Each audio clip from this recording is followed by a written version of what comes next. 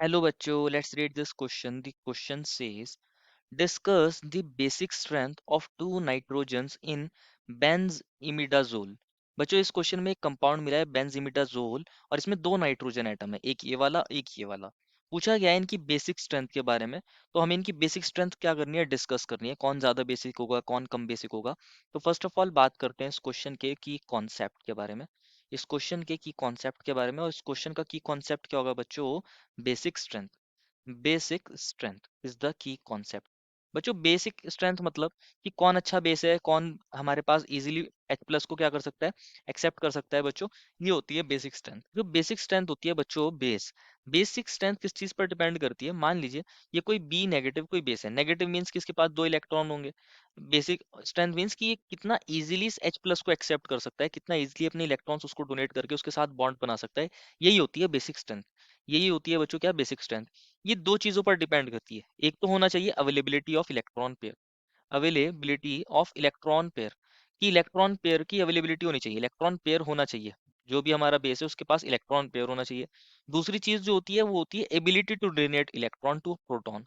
Ability to donate electron, ability to donate electron pair to H plus.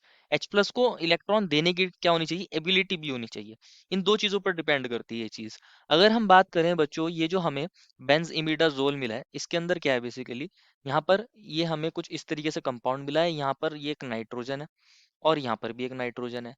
ये भी nitrogen ये भी nitrogen, लेकिन ये वाला नाइट्रोजन डबल बॉन्डेड है। डबल बॉन्डेड अगर आप जानोगे बच्चों इसके अंदर क्या होगा, यहाँ पर इस नाइट्रोजन से एक हाइड्रोजन अटैच है, तो आप इसको ऐसे दिखा सकते हो।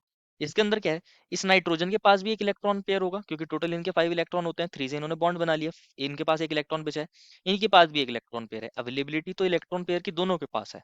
लेकिन होता क्या है, जो ये वाला नाइट्रोजन है, अगर हम इस वाले नाइट्रोजन को मान लीजिए, इसको हम ऐसे दिखा रहे हैं, ये जो नाइट्रोजन है, इस नाइट्रोजन की बात करें, इसके अंदर क्या है, इसके जो इलेक्ट्रॉन पेयर है बच्चों, वो क्या काम करते हैं, वो यहाँ रेजोनेंस कर सकते हैं।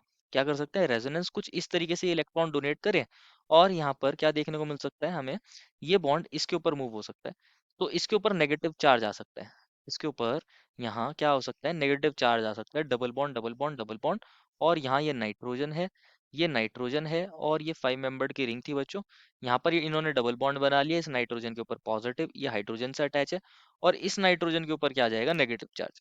ये इलेक्ट्रॉन रिच हो रहा है, ये इलेक्ट्रॉन रिच हो रहा है। इस वाले नाइट्रोजन की बात करें, अगर हम इस नाइट्रोजन को ऐसे रेड से दिखा रहे हैं, इस वाले नाइट्रोजन की बात कर रहे हैं, और इस वाले नाइट्रोजन को हमने इस तरीके से डार्क ब्लू से दिखाया था। तो ये वाला जो नाइट्रोजन है बच्चों, ये जो नाइट्रोजन है, इस नाइट्रोजन के इसी इफेक्ट को बोलते हैं प्लस एम इफेक्ट। ये अपने इलेक्ट्रॉन डोनेट कर रहा है और इस वाले नाइट्रोजन पर, इस वाले नाइट्रोजन पर क्या कर रहा है, इलेक्ट्रॉन डेंसिटी इंक्रीज कर रहा है। इलेक्ट्रॉन डेंसिटी जो है बच्चों, इस वाले इलेक्ट्रॉन पर हाई है।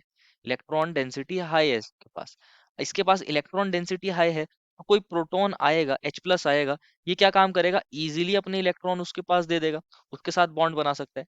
लेकिन अगर हम वही बात करें, जो हमारा ये फर्स्ट नाइट्रोजन था, अगर इसको हम दोबारा समझें, ये हमारे पास क्या है बेसिकली, ये नाइट्रोजन था, ये नाइट्रोजन था, और ये डबल बॉन्ड, और कुछ इस तरीके से हमने हाइड्रोजन दिखाया था। ये वाले जो नाइट्रोजन है, एक ये वाला नाइट्रोजन, ये वाला नाइट्रोजन बच्चों यहाँ क्या कर सकता है, पहले ही डबल बॉन्डेड है, ये फर्दर यहाँ रेजोनेंस नहीं कर सकता है, फर्दर यहाँ कॉन्जुगेशन नहीं हो सकता यहाँ पर। तो ये तो यहाँ पर इलेक्ट्रॉन डेंसिटी को इस वाले नाइट्रोजन पर, जो ये वाला नाइट्रोजन था, इस पर इंक्रीज नहीं कर पा रहा होगा। तो ये वाला नाइट्रोजन के पास क्या हो गई, इलेक्ट्रॉन डेंसिटी कम है, इलेक्ट्रॉन डेंसिटी इसके पास लेस है। इस वाले जो नाइट्रोजन के पास जो इलेक्ट्रॉन डेंसिटी है वो लेस है। ऊपर वाला जो है उसके पास इलेक्ट्रॉन डेंसिटी हाई है, क्योंकि उसके ऊपर इलेक्ट्रॉन डेंसिटी कौन बढ़ा रहा है, जो नीचे वाला नाइट्रोजन है वो अपने इलेक्ट्रॉन पेयर को डोनेट कर रहा है। यहाँ पर एक तरीके से रेजोनेंस दिखा रहा है, और रेजोनेंस की वजह से ये जो हमारा ऊपर वाला नाइट्रोजन है, इसके ऊपर इलेक्ट्रॉन डेंसिटी हाई है और इस वाले पर इलेक्ट्रॉन डेंसिटी कम है। तो अगर कोई प्रोटॉन आएगा, कोई H प्लस आएगा, ध्यान से समझना है। मान लीजिए कोई प्रोटॉन आ रहा है, यहाँ पर अगेन इस कंपाउंड को देखते हैं बच्चों। हमने मान लीजिए कोई प्रोटॉन आ रहा है, ये जो हमारा बेंजीमिडाजोल था, इसके अंदर ये जो नाइट्रोजन था और एक ये नाइट्रोजन है, ये डबल बॉन्ड इस तरीके से दिखाया था, और यहाँ हाइड्रोजन था। इसके पास भी इलेक्ट्रॉन पेयर, इसके पास भी इलेक्ट्रॉन पेयर। ये वाला जो नाइट्रोजन है, अभी आपने देखा ये क्या काम कर रहा था, इलेक्ट्रॉन डेंसिटी को बढ़ा रहा था। ये वाला जो नाइट्रोजन है, इसका जो ये लोन पेयर है, ये इलेक्ट्रॉन डेंसिटी को बढ़ा रहा था, क्योंकि ये रेजोनेंस में पार्टिसिपेट कर रहा है। इसके इलेक्ट्रॉन पेयर को बोलते हैं, ये जो इलेक्ट्रॉन पेयर है, ये कैसा है बच्चों, डी लोकेलाइज्ड। कैसा है बच्चों, ये होता है डी लोकेलाइज्ड, डी लोकेलाइज्ड। डीलोकलाइज मीन्स कि एक जगह फिक्स नहीं है। यहाँ पर ये रेजोनेंस में पार्टिसिपेट कर रहा है, लेकिन ये वाला जो इलेक्ट्रॉन पेयर है, बेसिकली ये वाला जो नाइट्रोजन है, इसका जो इलेक्ट्रॉन पेयर है ये लोकलाइज्ड है, एक जगह फिक्स है। तो यहाँ इलेक्ट्रॉन डेंसिटी हाई थी, इस वाले पर इलेक्ट्रॉन डेंसिटी कम थी डीलोकलाइज वाले में।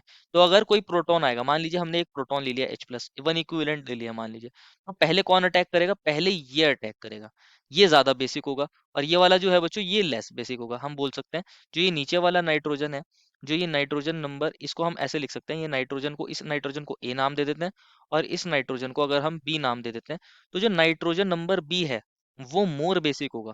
नाइट्रोजन बी जो है वो मोर बेसिक होगा देन नाइट्रोजन नंबर ए, क्योंकि नाइट्रोजन बी के पास क्या है? लोकलाइज्ड इलेक्ट्रोपेन इलेक्ट्रॉन पेयर है। और यहाँ पर क्या है बच्चों? नाइट्रोजन नंबर ए के पास जो इलेक्ट्रॉन पेयर है वो डीलोकलाइज है, एक जगह फिक्स नहीं है, डीलोकलाइज है। और यहाँ पर नाइट्रोजन बी में क्या है? इलेक्ट्रॉन डेंसिटी हाई है, लेकिन नाइट्रोजन नंबर ए में इलेक्ट्रॉन डेंसिटी हाई नहीं है एज कम्पेयर टू बी। तो नाइट्रोजन बी के लिए H प्लस को एक्सेप्ट करना इजी, वो ज्यादा बेसिक, नाइट्रोजन ए के लिए H प्लस को एक्सेप्ट करना थोड़ा मुश्किल, तो वो लेस बेसिक। तो यही पूछा गया था कौन ज्यादा बेसिक है, कौन कम बेसिक। तो हमारा जो ये वाला ऊपर वाला नाइट्रोजन है ये ज्यादा बेसिक है, नीचे वाला नाइट्रोजन कम बेसिक है।